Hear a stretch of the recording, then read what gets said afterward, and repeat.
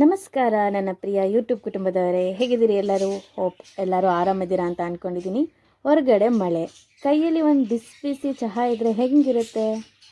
ಅದ್ರ ಜೊತೆಗೆ ಏನಾದರೂ ಕ್ರಂಚಿ ಸ್ನ್ಯಾಕ್ ಇದ್ರೂ ಕೂಡ ಹೇಗಿರುತ್ತೆ? ಇಮ್ಯಾಜಿನ್ ಮಾಡ್ಕೊಳ್ಳಿ ಯಾವ ರೀತಿ ಇರ್ಬೋದು ಅಂತ. ಚಿಪ್ಸ್ ತಿಂದರೆ ಗಿಲ್ಟು, ಬಜ್ಜಿ ತಿಂದರೆ ಅಯ್ಯೋ ಕ್ಯಾಲರೀಸ್ ದಪ್ಪ ಆಗ್ಬಿಡ್ತೀನೇನೋ ಅಂತ. ಆದರೆ ಇವತ್ತು ನಾನು ತಂದಿರೋ healthy plus tasty plus crispy combo ಏನಂದರೆ ಅದು ಪೂಲ್ ಮಕಾನ್. ಪೂಲ್ ಮಕಾನ್ ಅಂದರೆ ಏನು?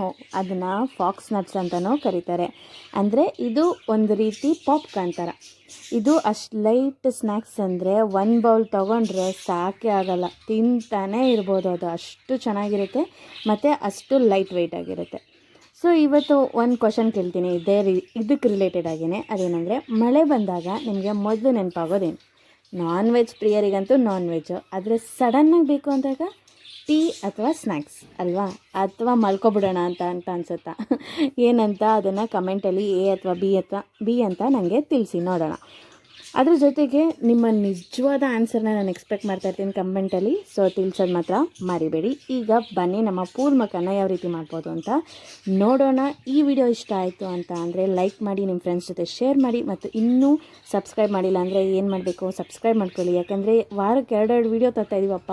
ಫನ್ ಕ್ವಶನ್ ಇರುತ್ತೆ, ಟೇಸ್ಟಿ ರೆಸಿಪಿ ಇರುತ್ತೆ, ಕನ್ನಡದವ್ರಿಗೆ ಫ್ಯಾಮಿಲಿ ಎಂಟರ್ಟೈನ್ಮೆಂಟ್ ಥರ ಇರುತ್ತೆ. ಇದು ಎಲ್ಲವೂ ನಿಮಗಾಗಿ ಬರ್ತಾನೆ ಇರುತ್ತೆ. ಹಾಗಾದರೆ ಮಳೆಗಾಲದ ಕ್ರಂಚಿ ಜರ್ನಿ ಶುರು ಮಾಡೋಣ ಬನ್ನಿ.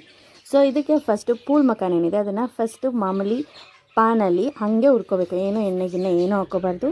ಅದಾದಮೇಲೆ ಅದೇ ಪ್ಯಾನ್ಗೆ ಸ್ವಲ್ಪ ಎಣ್ಣೆ, ಅದಕ್ಕೆ ಸ್ವಲ್ಪ ಚಿಲ್ಲಿ ಪೌಡರ್, ಸಕ್ಕರೆ, ಉಪ್ಪು, ಅರಿಶಿನ ಪುಡಿ ಇದಿಷ್ಟನ್ನು ಲೈಟ್ ಫ್ಲೇಮಲ್ಲೇ ಹುರ್ಕೋಬೇಕು. ಜಾಸ್ತಿ ಉರಿ ಮಾಡ್ಕೋಬೇಡಿ, ಯಾಕಂದರೆ ಕಪ್ಪಾಗೋ ಚಾನ್ಸಸ್ ಇರುತ್ತೆ. ನಿಮಗೆ ಬೇಕಾದರೆ ಅರಿಶಿನ ಪುಡಿನೂ ಕೂಡ ಆಪ್ಷನಾಗಿ ಹಾಕ್ಕೋಬೋದು. ನಾನಿಲ್ಲಿ ಯೂಸ್ ಮಾಡಿದ್ದೀನಿ. ಸೊ ಇದೆಲ್ಲ ಆದಮೇಲೆ ಈ ಪೂಲ್ ಮಕಾನ್ ಏನಿದೆ ಇದಕ್ಕೆ ಆ್ಯಡ್ ಮಾಡಬೇಕು. ಇದು ತುಂಬ ದಪ್ಪನೂ ಇರುತ್ತೆ, ನಿಮಗೆ ಬೇಕಾದ್ರೆ ಕಟ್ ಮಾಡ್ಕೊಳ್ಳಿ, ಇಲ್ಲಾಂದರೆ ಹಾಗೆ ಕೂಡ ಯೂಸ್ ಮಾಡ್ಬೋದು. ವರೀಸ್ ಏನಿಲ್ಲ, ಟೇಸ್ಟ್ ಮಾತ್ರ ಸಕ್ಕತ್ತಾಗೆ ಬರುತ್ತೆ.